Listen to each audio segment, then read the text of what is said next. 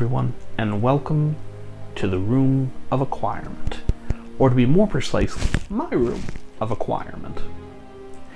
I'm sorry it's been so long since I was with you last, but as you can see, I had some renovating to do. But now that I'm back, it's time to jump back into the magic. Last time on the Room of Acquirements, I talked about an item that existed not just in J.K. Rowling's stories, but also existed in Muggle mytho-historical records. What is that item? Well, let's take a look. Accio! As you can see, this is a lovely display piece created by the Noble Collection, and it's well worth the investment. Not only does it come with this stylish stand, but why don't we remove the glass and get a even closer look at the stone itself. As you can see, the stone has a great look to it and has a nice, elegant fixture, which holds it in place just by pressure, and is furthermore easy to remove from its hold.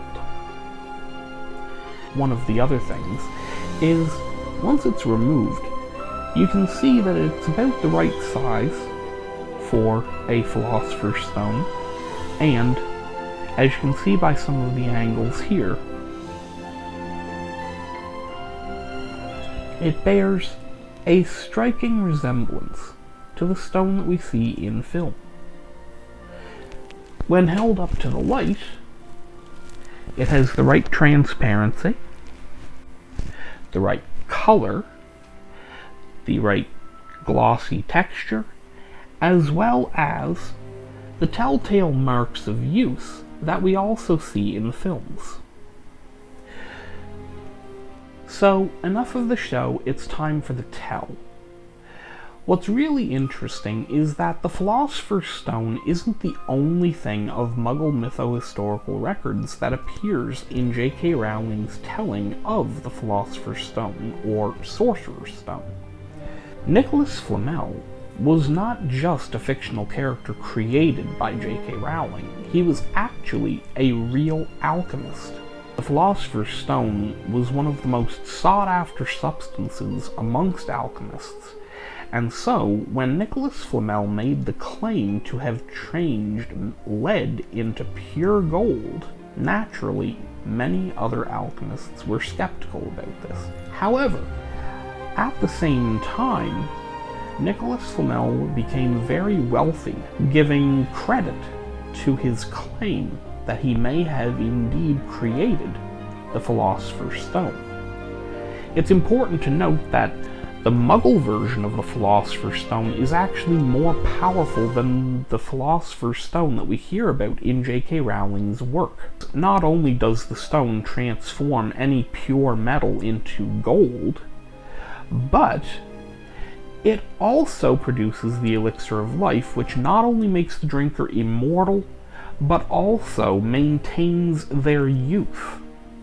In J.K. Rowling's version of the story, it does make the drinker of the elixir of life immortal, but as we see in the Fantastic Beasts movies, Nicholas Flamel, the creator of the stone, is suffering the severe onset of geriatrics, having been alive for hundreds of years.